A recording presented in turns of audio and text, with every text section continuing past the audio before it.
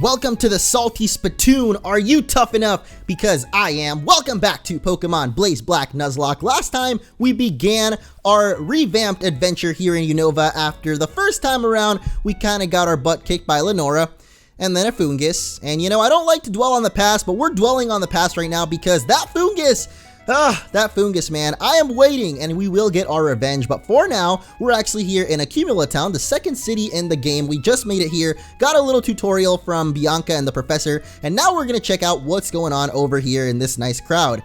Orange, come here a sec. What is this? Who are these people that I've never seen before? Who could that guy be? I've never played this game before. And who's that young, handsome man in the hat over there? My name is Getsus. I am here representing Team Plasma. Today, ladies and gentlemen, I would like to introduce you to Pokemon Blaze Black new episode. Oh wow, this dude is totally stealing my Let's Play from me right now. What's going on? I'm sure most of you believe that we humans and Pokemon are partners that have come to live together because we want and need each other. However, is that really the truth? Have you ever considered that perhaps we humans only assume that this is the truth?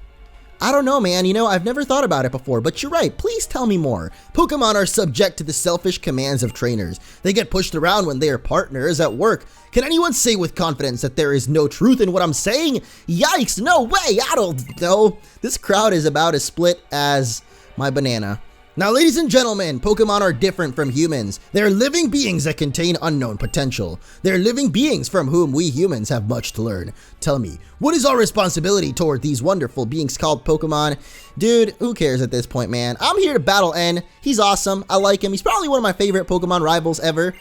Gets us here, you know, he's got something to do with it. So thank you for your attention. Yeah, because I totally paid attention to that last line this guy was saying. But today we're going to be taking on quite a couple of rival battles. At least that's what I remember from the previous time that we were, you know, having fun in this game. Because that was definitely fun, huh? So if you guys are excited for some rival battles and for some intense Pokemon liberation action, make sure to leave a like as always. Thank you so much for the support on the previous episode. You guys are awesome. And there was even a little bit of fan art. So I'm going to wait a little bit because I have a feeling that people might send in some more. So when we have some fan art, like enough, maybe 3 or 4 or something, I will definitely start showing those off because people have been doing that in my recent playthroughs and it's been really, really awesome. So if you guys want to submit some fan art of this game, which we don't really have too much of yet to make fan art of, I guess, but throughout the playthrough, you can do so on Twitter, twitter.com/MunchingOrange. Anyway, here is the most beautiful, the most handsome, the most amazing rival ever. It's N. Just now, it was saying, slow down, you talk too fast. And what's this about Pokemon talking? That's an odd thing to say. Yes, they're talking. Oh, then you two can't hear it either? How sad. My name is N. My name is Charon, and this is Orange. We were asked to complete the Pokedex, and we just left on our journey. My main goal is to become the champion, though. The Pokedex, eh? So, you're going to confine many, many Pokemon in Pokeballs for that, then? I'm a trainer, too, but I can't help wondering, are Pokemon really happy that way? Well, Orange, is it? Let me hear your Pokemon's voice again. Oh, wait, what? This is how this dude wants to hear our Pokemon's voice? He's gonna challenge us to a battle right off the bat, bro! So this is Pokemon Trainer N, as I've said many times, and he himself has now said, and he's gonna start off with an Incada, actually. And I totally forgot to open up my little cheat sheet because this game actually comes with a full list of all of the major trainer battles that you're going to be encountering, and it tells you like what Pokemon they have, and so I think it might tell you the moves even. So things like that Flame Wheel Rattata that I ran into last time and totally caught me off guard and killed us, we might be able to avoid a little bit easier this time around.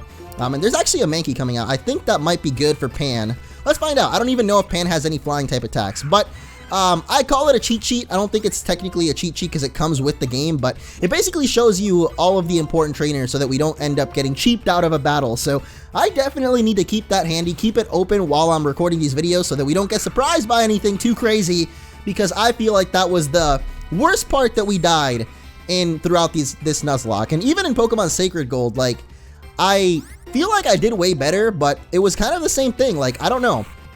By that I mean that it was a hack made by the same person, so there was a lot of similar stuff in that there's very, very surprising moves and sometimes abilities on some of the Pokemon the trainers have. And it also had like a cheat sheet, but I never actually used it. So I don't know how the heck I made it so far into Pokemon Sacred Gold, because I probably should have lost it earlier. But you know.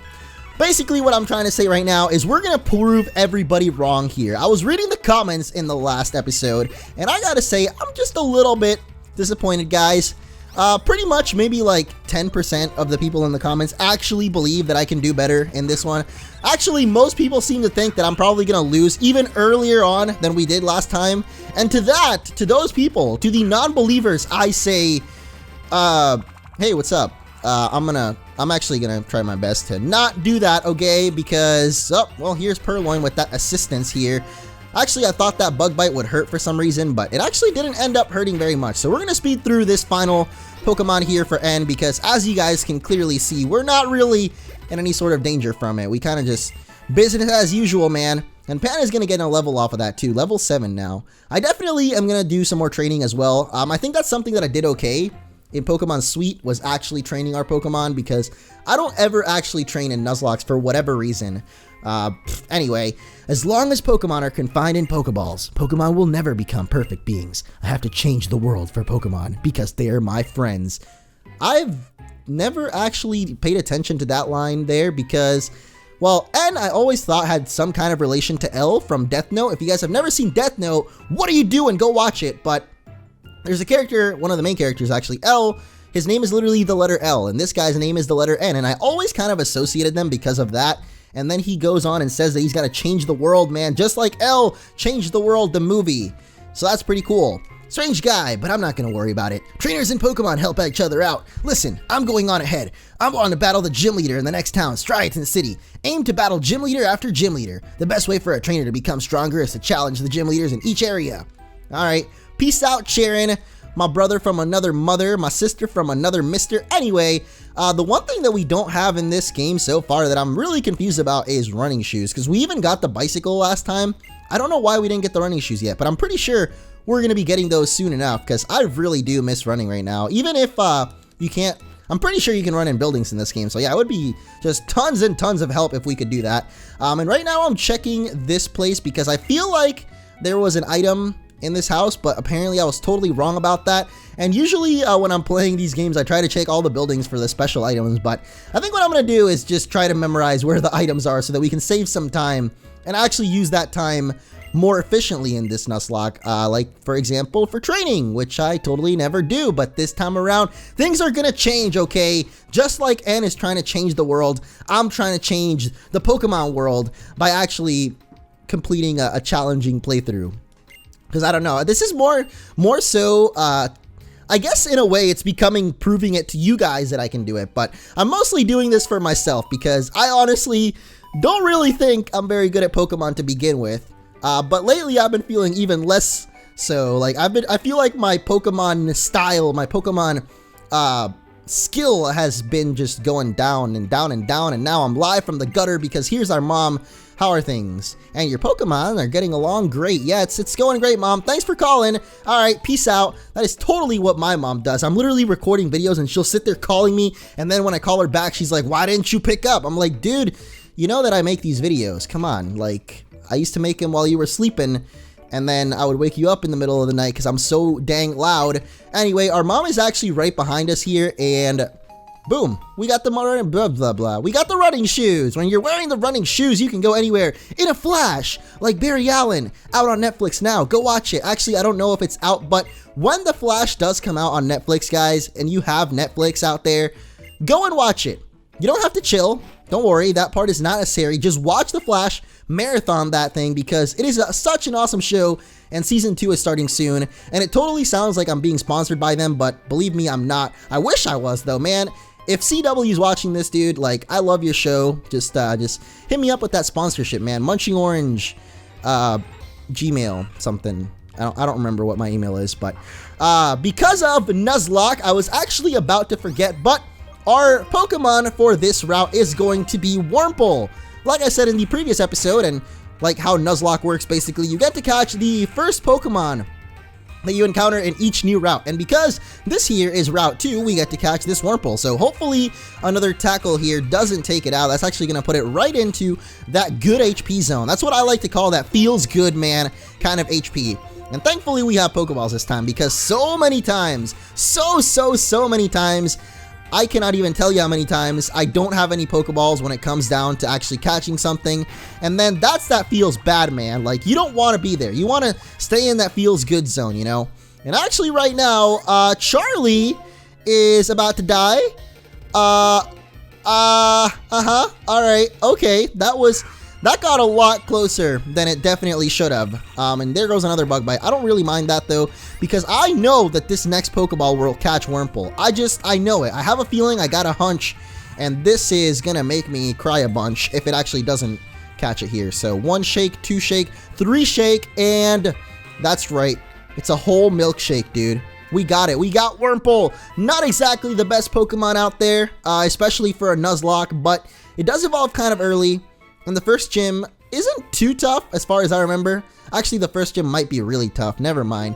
I totally forgot that all the gym battles in this game are also double battles, which is, oh boy, not looking forward to that. But this is Wurmple. It evolves into either Dustox or Beautifly. I don't know which one it's going to end up being, so I'm just going to call you, M-O-S-S. We're gonna call him Moss, cause why not? I don't know how I'm coming up with these nicknames nowadays. I really don't. But this is actually really bad, because if you guys were paying attention to that last battle with Wurmple there, you might have noticed that Charlie is kind of dead right now. So I'm not even gonna risk having to run away from this thing, and then, you know, like, I don't want to risk the slight small chance that it'll actually not escape and then kill Charlie. So let me put Pan up first, and we're gonna run into the Pokemon Center real quick, because actually this is a battle. I need to run down. Okay, please don't run into any wild Pokemon. That would be great. That would be, oh no, we did run into another one, but it's okay because we have Pan up first. So all we got to do is run away. And are you serious? All right, let's try that again. All right, now off to the Pokemon Center we go. And we're back, guys. I actually decided to battle this wild Poochyena because that will get us to level 10 and make this upcoming battle a little bit easier for us. That is, if I can reach him without running into any wild Pokemon, great. So this is going to be our first trainer battle. Our first, I always say wild trainers. I really don't know why. I guess because, you know, we're in the wild. There's wild Pokemon all around. So why can't the trainers also be running wild? But this is going to be youngster Jimmy.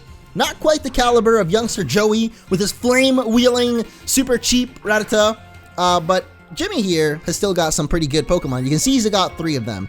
And the thing, like, I'm kind of over-hyping this battle right now, but it's because it's our first, like, normal trainer battle, and it'll kind of show us exactly how hard this game is, because even though I've actually played through this before, and you guys know that, well, if you saw the last episode and saw the original playthrough, you know that I still struggled with almost every single battle. Like, that's the crazy thing about Blaze Black and Volt White, especially if you're doing a Nuzlocke where, you know, your Pokemon can actually die.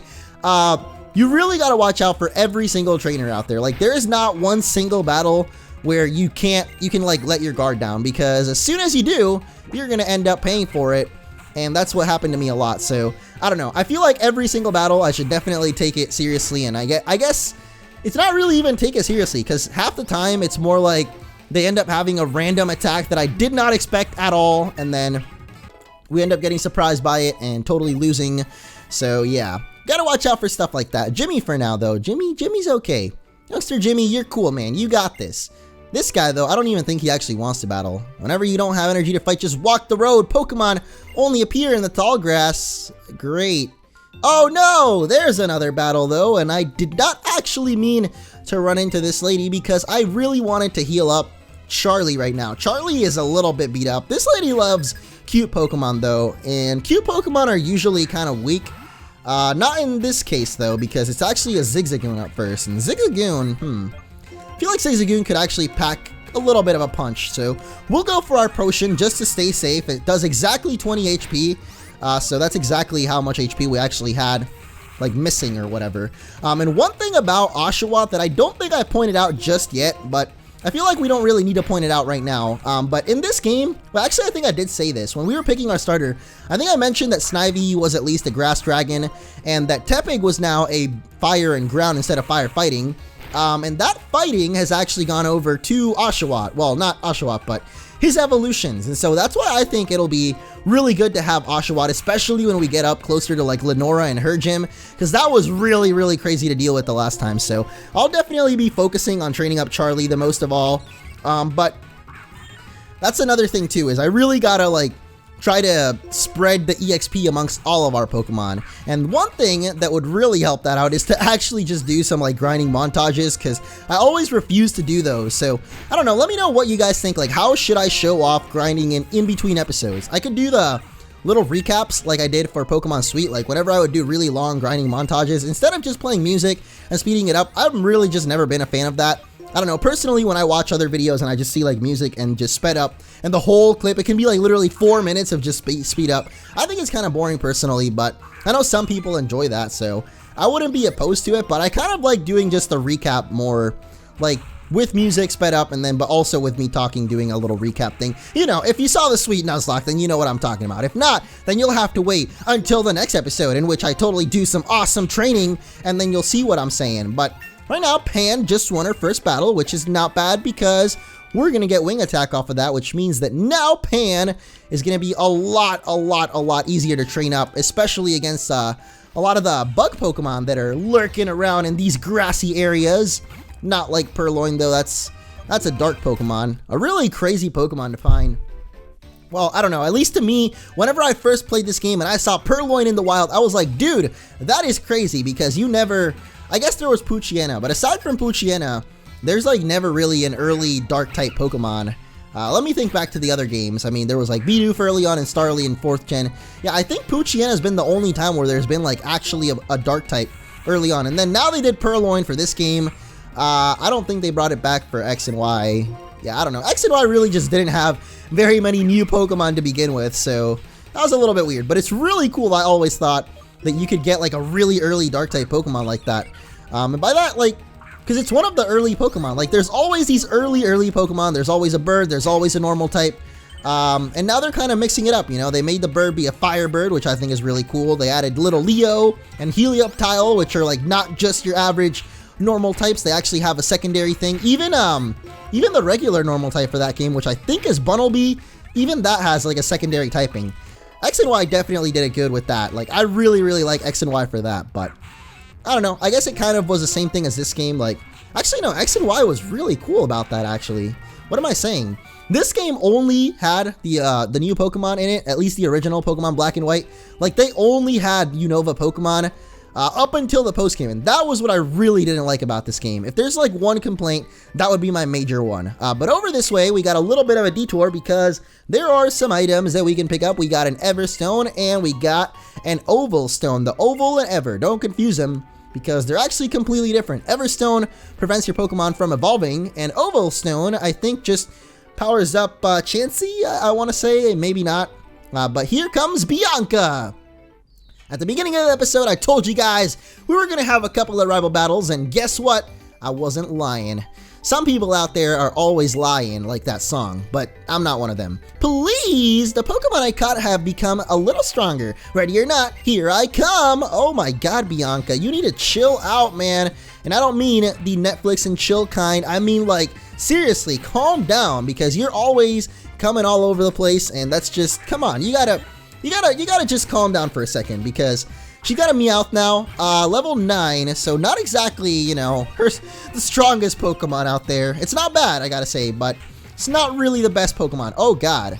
Okay, maybe it is. Maybe I was lying, because that Fake Out just did a lot of damage there. I really hope whatever it's got next doesn't do. Yeah, that's a little bit too much damage coming out of that Meowth there. Thankfully, we get a critical hit and take it out in one hit. That was really nice. So now she's actually going to go out for her starter Pokemon, Tepig, which I would totally say, you know, let's keep in Charlie and go for it. But Charlie's kind of at 5 HP, so I'm really not feeling like risking that. Even with a potion, or sorry, with an Oranberry, I don't think we could handle this Tepig. So we're totally going to switch out here, even though, you know, we're not super effective or anything with Pan. I think Pan can probably handle it. Pam. No, that's Pam. Pam Beasley, the bestest grill around or something. The best receptionist around, let's say that. Okay. Things are not going too hot right now. Ooh, okay, this is not good. I don't have anything else. I think that an ember from it will actually kill us right now. But what else can I do?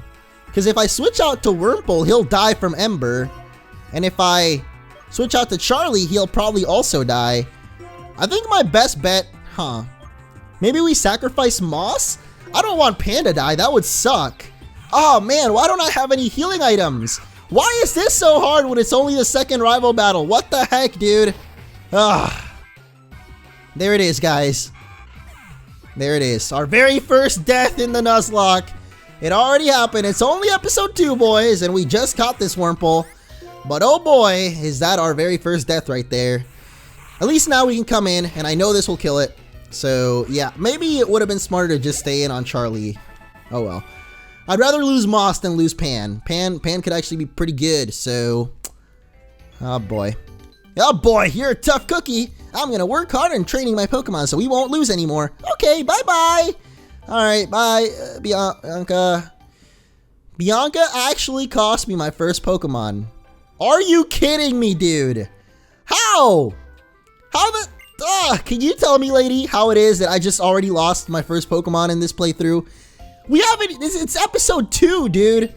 Actually, I guess technically we lost. Well, we didn't actually lose in episode 1 because people told me that the Nuzlocke doesn't actually start until you get Pokeballs. So even if we'd lost those 2 rival battles, they wouldn't have really counted. Anyway, that's probably going to be it for this episode. We'll end it off by depositing our newest Pokemon, who's also our deadest Pokemon. The very first member of the Death Box is going to be Moss the Wurmple. Goodbye, my friend. And I'll see you all in the next episode of Pokemon Blaze Black as we head on over to the Dream Yard.